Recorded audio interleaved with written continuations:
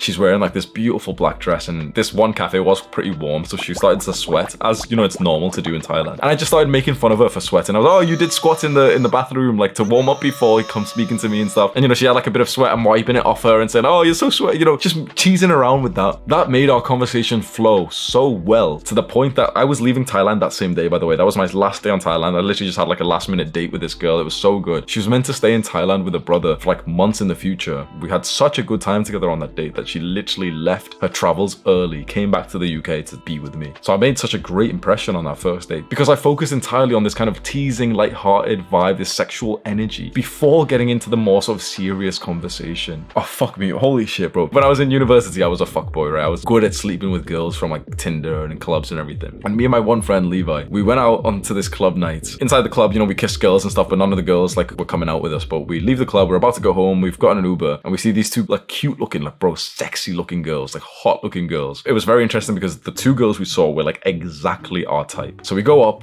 and start spitting game to these girls, and we start telling them, oh, you know, come into our Uber, come back to our place and everything, we will have like music, we got drinks and everything. And the girls are weighing it up, and they're, yeah, go on. And the girls are vibing us, right? So we bring both girls back to our apartments, and I start kissing my girl. So I'm with a black haired girl, and I bring her into my room, and out of nowhere, bro, the other girl walks in, just kind of like not interested. She walks in, stops me and my girl, and kind of tells my girl, like, come on, like, we're going.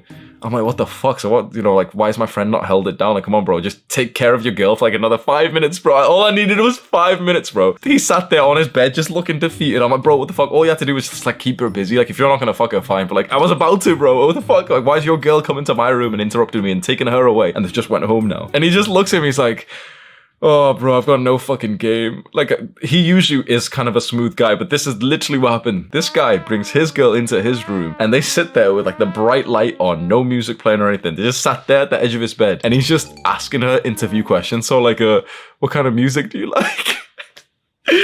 Oh man, so his girl just got bored with the conversation, literally stood up, left him, came inside my room, just said, yeah, come on, we're leaving. You can't be asking girls these boring ass questions. I know that sort of conventional advice tells you that you should take an interest in the girl and you should ask her about her hobbies. Bro, girls don't want to speak about their hobbies. That's boring as fuck. They want you to tease them, to have like a little bit of playful banter, to like play wrestle with each other. They want you to speak about like your work, which you're extremely passionate and ambitious about. Do you want to know one of the single conversations that I've had, which has increased a girl's attraction to me to the sky limit, is with this girl when I told her about my plans for YouTube with my leadership of this movement. And I looked her in the eyes and said that I'm going to the top.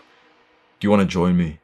Imagine how fucking interesting, how emotional that makes a woman feel when you speak to her in this certain way. Where you don't just ask these little, like, you know, silly questions like, oh, did you do the homework today? What's your music type? Oh, like, just this like little weak ass beta male soy boy kind of like conversations. And instead you speak to her like a man. And a man either speaks to a woman with like so much ambition and tells her, yes, like, I'm gonna make it, I'm gonna be so successful. Or he speaks to her like he's almost like playing around with her and he's just kind of like laughing around with her, he's teasing her and stuff. He doesn't take her too seriously. Honestly, most of the conversations that I have with my girl, it's just me just teasing her. And that, like, I see her so bubbly, so like goofy, so like laughing with me. I'm like pushing her onto the bed and everything, and they like that stuff. They don't want to be bored, sat down next to a guy who's saying, oh, what kind of music do you like?